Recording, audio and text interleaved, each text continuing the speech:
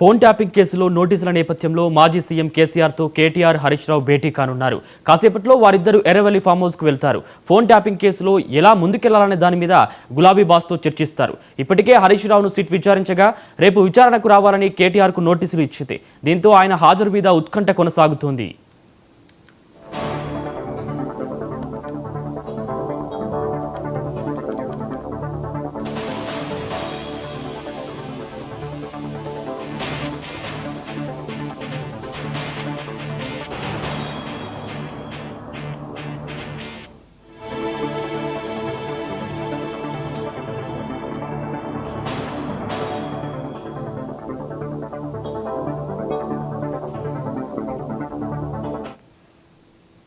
Breaking news చూస్తున్నాం. Phone tapping కేసులో నోటీసుల నేపథ్యంలో మాజీ సీఎం కేసీఆర్తో కేటీఆర్ హరీష్ రావు భేటీ కానున్నారు.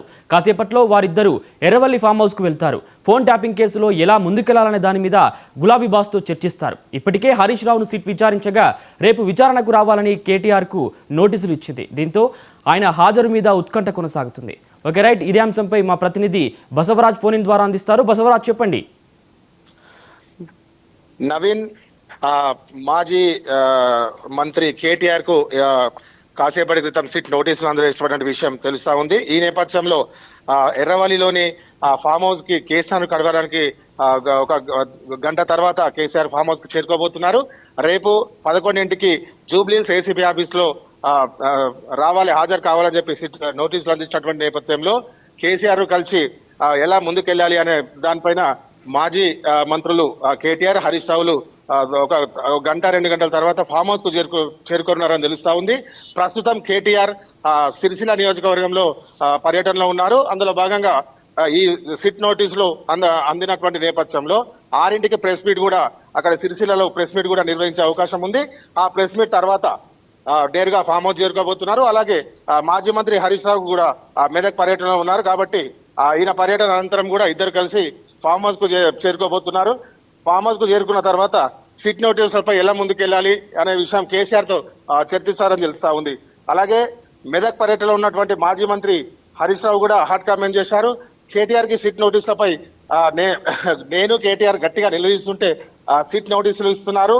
నువ్వు ఎన్ని నోటీసులు ఇచ్చినా ఏం చేసినా కూడా మిమ్మల్ని ప్రశ్నిస్తూనే ఉంటామని చెప్పి కూడా ఘాటిగా వ్యాఖ్యానించారు మాజీ మంత్రి హరీష్ రావు.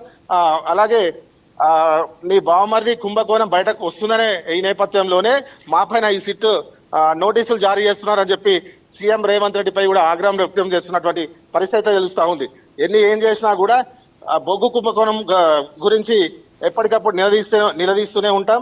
మాకు నోటీసులు ఇస్తున్నా అయినా కూడా మేము వెనక్కి తగ్గేదే లేదంటూ కూడా హరీష్ రావు కూడా వ్యాఖ్యానించినట్టు తెలుస్తా ఉంది. ఈ నేపథ్యంలో ఈ సాయంత్రం కేసీఆర్ ఫామ్ హౌస్ ఎర్రవల్లిలోని వీరిద్దరు మాజీ మంత్రులు కేసీఆర్ ను కలిసి సిట్ నోటీసులపై విచారించే ఎలా ముందుకెళ్లాలి అనే దానిపైన ఉత్కంఠ అయితే నెలకొంది. Right, thank you Basavaraj.